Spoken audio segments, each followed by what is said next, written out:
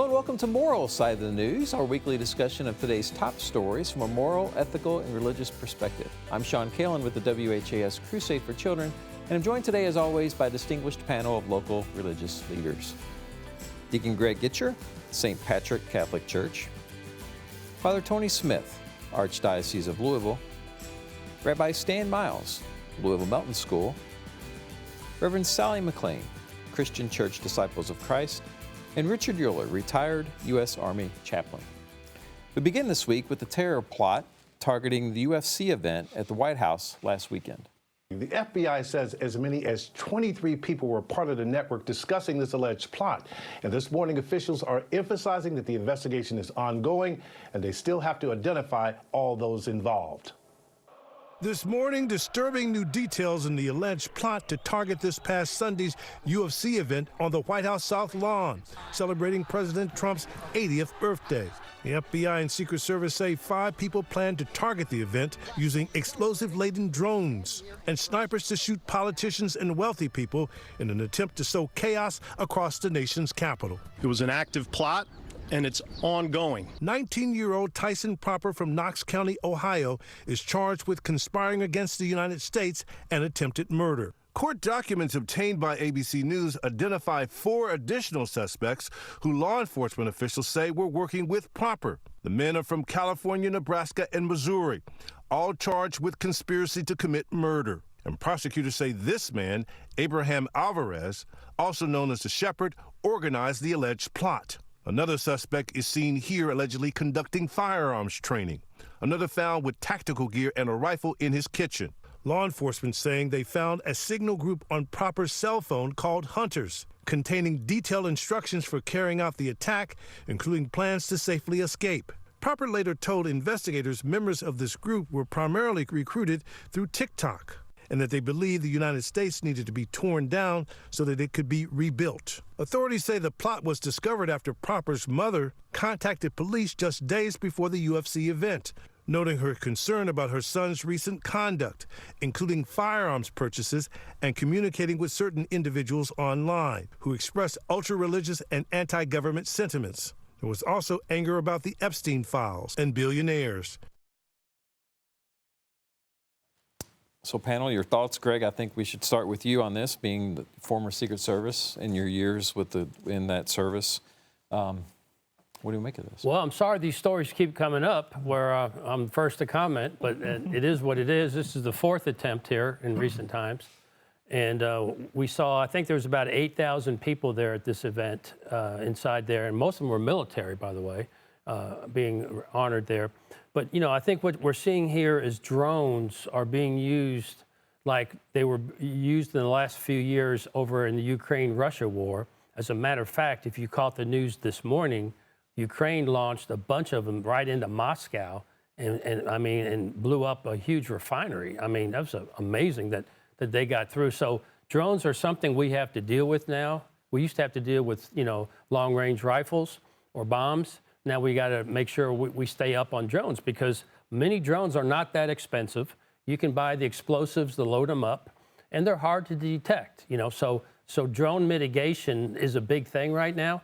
You know, as a security consultant, I've worked maybe 10 big PGA Ryder Cup and events around the country, and drones is always on our list of things to do.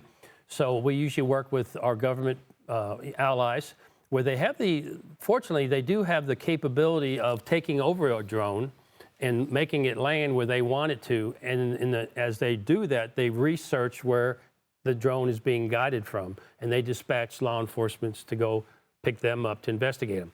But still, when you have these drones loaded with explosives, which I understand this plot for the UFC fight was to hit some buildings on the north side of the White House, and I got to work there for a few years. But just to call that distraction and make people run into away from that explosions, and then they have snipers up on the roofs just to shoot as many people they could, you know, in a confined area. And that was their phase 1 and then phase 2.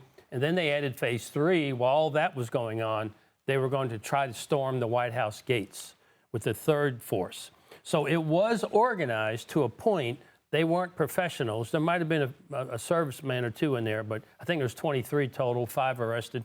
But I mean, we just have to pay attention to the fact that, you know, people are getting, you know, I think, unfortunately, I think it's going to happen again. I hope I'm wrong. But, you know, people are getting so wound up.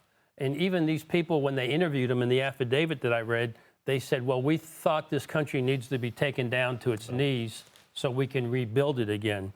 And whose fault is it? I don't know. You know, they're going to go through all their phones, all their laptops. They're going to go through everything to find out who they've been communicating with. But it's going to come back to social media and how it has an influence on young people. And especially, I think, young people that don't live in the real world. They live on their screens at home, and they don't interact with people, and they get indoctrinated by who knows what. And to go out and buy automatic weapons, drones, and explosives, put together this plan to attack a bunch of people celebrating. I have a question. So this is the 4th attempt, or possibly the 4th attempt. So why wasn't this venue held somewhere like Madison Square Garden, where it could be contained and not, frankly, I think it was obscene, to do it on the White House lawn? What was the purpose? Because you could have, you know, secured that facility a lot easier than an outside event. Well, I think that's a fair comment. You can obviously secure a Madison Square Gardens or an arena easier than an outside event, especially from the drone aspect. Correct. But remember what happened at the White House dinner, the Journal's dinner, where that was in an arena at the Hinckley Hilton Hotel in their area, right? And that's what we called it. And so they still, you know, were able to get through. So it's not 100%. But for whatever reason, I don't know why, President Trump wanted to have this event outside, part of the 250th anniversary. You know, and there's been, and I can tell you, there's been other events at the White House that, you know, there's been ballets there, there's been symphonies there, there's been rock and roll bands. President Obama, I know, used to have basketball events there, conference, you know, tournaments. So it's not unusual to have outside events, Easter egg hunts, but, you know, this was a very big event outside. Yeah, and it took a lot of security. Drew a lot of attention, and Oh, yeah. And so I'm just thinking. I mean, it was a male, masculine, dominant kind of event, and as I said, frankly, I thought it was obscene. But okay, and I just don't know why it wasn't more in a venue that was more appropriate instead of building and constructing something that has already been built. And I think, probably because of that event at that dinner, that they have corrected that a lot. I'm sure that their security is a lot better now. They understood the mistake, and now they've made that much better. The threat level for President Trump must be off the charts. I mean, like off the charts, because Well, we've had a lot of presidents, and you know, that rile people up. But these men and women that are working protective intelligence, which they do every day, they must be just inundated with threats and conspiracies and everything going on. How close did this group get to that, physically, to that event? They weren't anywhere near it. They were all caught, you know, here, there, and everywhere, but I don't believe anyone was caught in the district. No, not to my knowledge. They were still in their home states, and they were, I know that, like the son that, remember, we always say, if you see something, say something, even if it's your own family member, and that's what the mom did. He was buying weapons online. He was started out on TikTok, then he switched over to the Signal app, which is a encrypted app that anyone can use, and they thought they had the, you know, the ability to use that. And of course, you know, the agencies are able to embed themselves in some of these apps. So they probably got word of this ahead of time, and they were able to arrest them before they left their houses, is what I'm going to assume. Then that is to the credit of these agencies doing excellent follow-up. The FBI and Secret Service did a great job. Yeah. And the mom. And thank God. Yeah, the mom. yeah. Which had to be a wrenching moment for her. I mean. Well, despite what has been said, obviously I would wish, like yourself, think that this should not happen. And like yourself, too, I don't mean sound pessimistic, but I think we haven't obviously seen it last time it's going to happen, especially with the availability of what they have. Two comments. One comment was the age of these individuals. My understanding initially was that they were young adults. But just saw a report this morning coming out about well, of course, we heard Great Britain, you know, has done away with the ability, supposedly ability of young adults to have these mass media routines. But they were saying that they're seeing a tremendous increase in the number of young adults and young teenagers seeking help with mental problems because of the mass media and all this good stuff. That's partly. The other thing is, what disturbs me is immediately, again, the investigation's been going on, but the major investigation is going to continue here now. But we already see the blame being thrown around. Yeah. And the one that comes to my mind is, of course, certain individuals of the current administration is blaming the previous administration, the Democratic one. My only comment there was, for inciting the young to do this. My only comment was, again, when you're in glass houses, don't throw stones, type thing. We can look at the previous administration first administration of Mr. Trump and the current administration. An argument can be made, I think, of some of the incitations, as they were, to use that terminology, of having people take up arms and go all the way from January, storming of the Capitol, all the way to the president. And some of these things, this person needs to be dead. This person is a treason. This person needs to be killed, even from the president himself. That's what's concerning me, which to me, whether Democrat or Republican makes no difference. But I think it's adding to the mix of getting these youngsters excited to say, well, let's do something about it then. So. Well, if they want to do mission planning and of a military perspective, we got an occupation for them. But none of them probably joined the military Probably at all. not, And, I don't remember reading if any of them were part of the military, but it's got to stop. But the other part is that maybe this is signs of the times. And I'm somewhat of a dispensationalist, where you point that out of, there are signs that look just like what we're reading in especially in the New Testament, that talks about, in the last days, perilous times shall come. Right. Okay. So. Well, I believe that the drones were diverted. I don't think they were going to have success with those drones, but that's going to be enough to initiate the response. Yeah. So one thing we study a lot on assassination attempts all through our history is the explosion happens here because they want to funnel you here, and this is where they're going to try to hurt you. So we always have to be aware of, like playing 3D chess, 2 or 3 steps ahead. And I think that's what those drones were going to do, because there is like a 30-mile airspace canopy over the White House. I know that for a fact because I've been there, and we have ways of defending the White House that I won't even go into. But there's airport close by, but those drones would have been picked up very quickly, I believe personally. But it was like that was just part of the diversion to funnel all these people into a big kill zone. Right. And I mean, so like you said, it's kind of like a military type planning. So they took the overt acts. I'm sure the affidavit's going to, they're going to intercept all their conversations. So they were prepared to do it.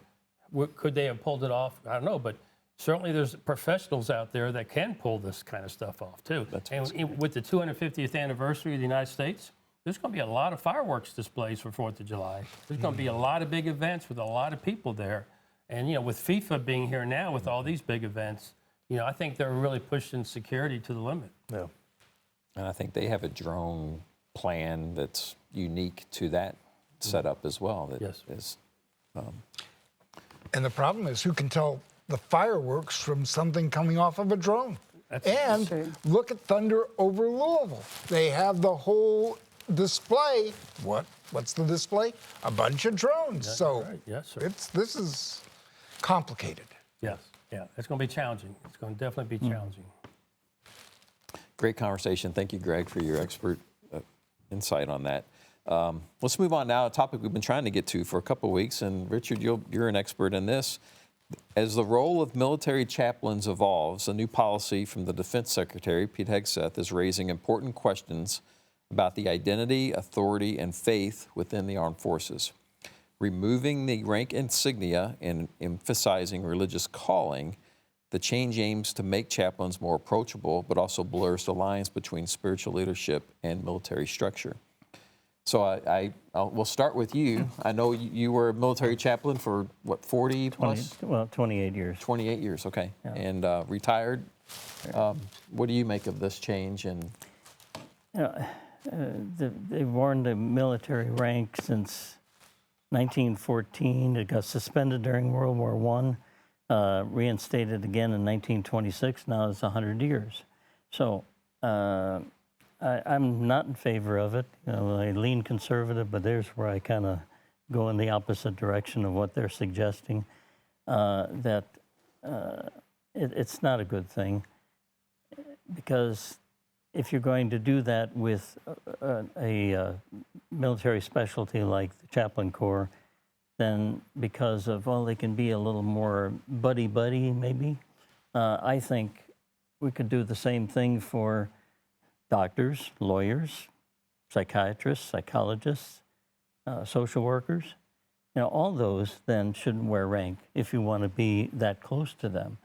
And, you know, because the chaplain is assigned to a unit, you know, that it seems to be just too, not a good thing, because then you run into the issue about, okay, who salutes who, how do you know what rank the chaplain is, that sort of thing. So there's a lot of problems that don't need to be problems. Yeah. A lot of confusion. I was in the military, but not as a chaplain. But the confusion element, I think, contradicts what the secretary would like to have.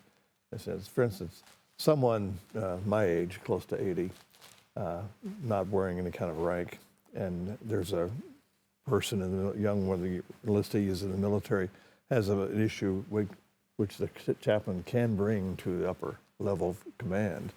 But if an old guy like myself approached him without rank on, versus a young guy who just maybe just made a chaplain somewhere, there can be different responses. You know, if you have a young fellow, even with the insignia, a young guy who's a chaplain as a captain, has to approach a major or a general type thing, there's going to be an immediate type higher level type thing.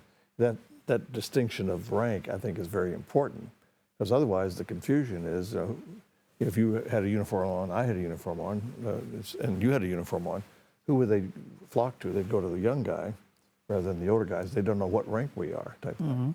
And the whole thing of, I think the military system itself will rebuke this.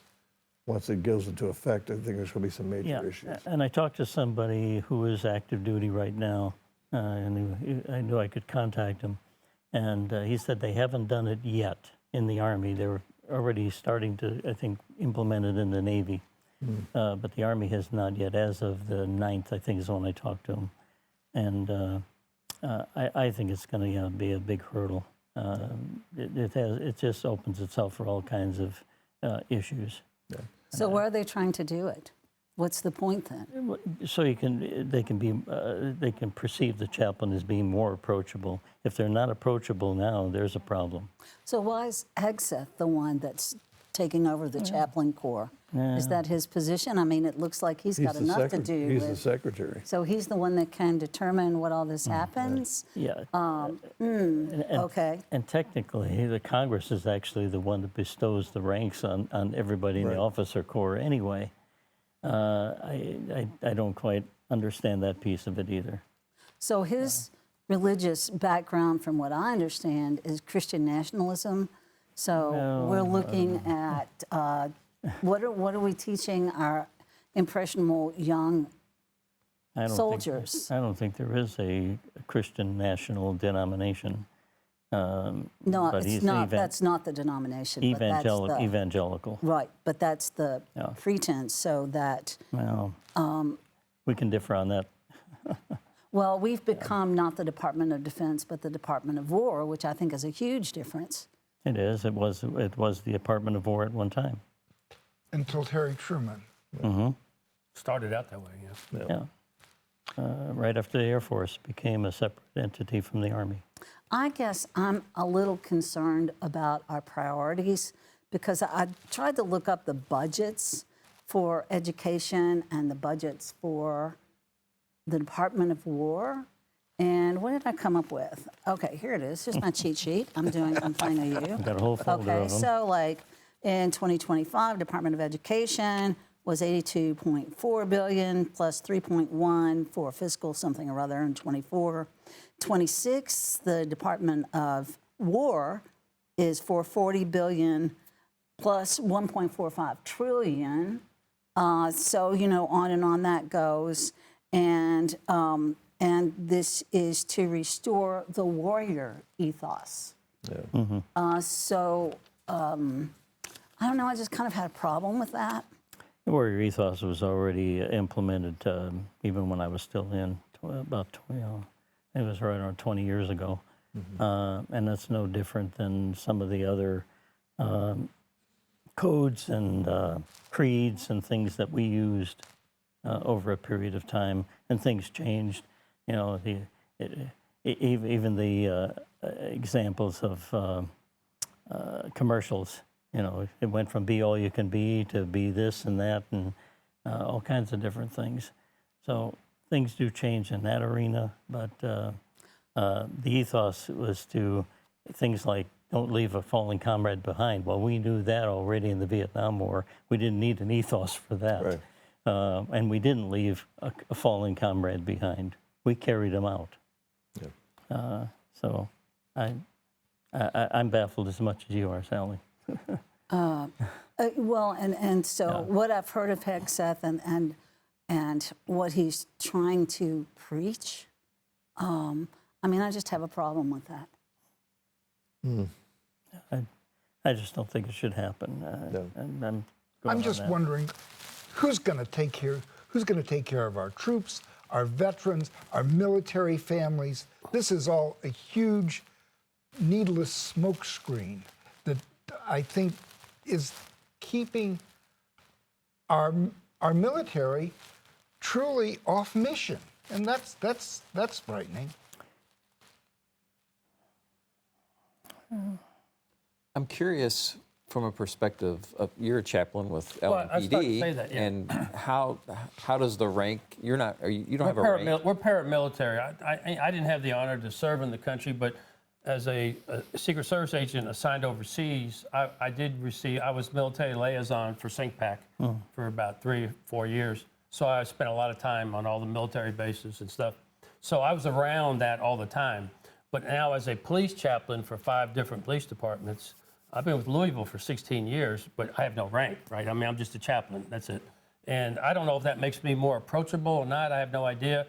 But I do have to tell the people I ride, like when I ride in the police car with them on those occasions, then I always say, the first thing I say is, look, everything you say with me in this car will stay confidential unless you're threatening yourself or someone else, then I am obligated to report it to the command, And so they know that from as soon as the door closes. So there's no insignia. I'm just a chaplain. I'm not any rank. And, I don't want them thinking that if they say something, I'm going to run and tell the chief or something, So I got to kind of have that understanding. It's not exactly like the cloak of a confession, but I do let them know in the police car, that I have no rank, but, I'm here to help you, or get you some help. Do you feel encumbered that you don't have rank?